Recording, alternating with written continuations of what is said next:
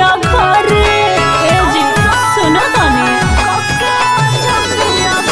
महीना चैत के जब चढ़ दे लस लस करे, कौनो उपाय कके आज पिया घरे।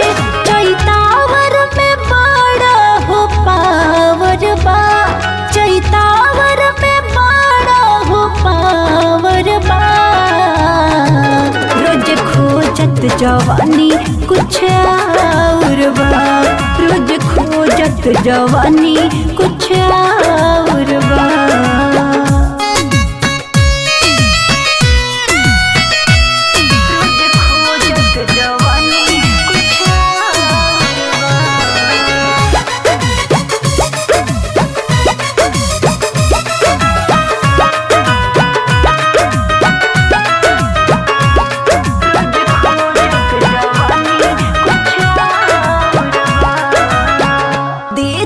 यार झकझोर राजा जी, टूटता बदन पूरे पोर राजा जी। ए जी का बताई,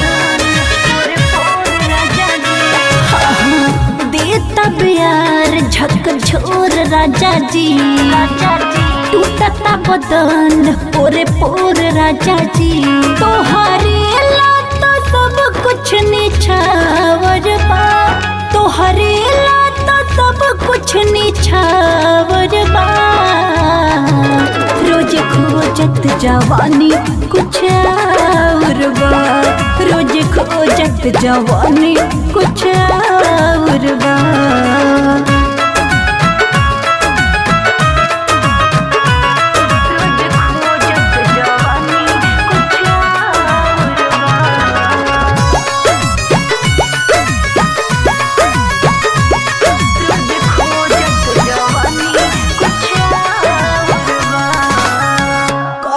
के तेल जैसे चुआता पसीना, हे राजा सुख न हके कितना बेना।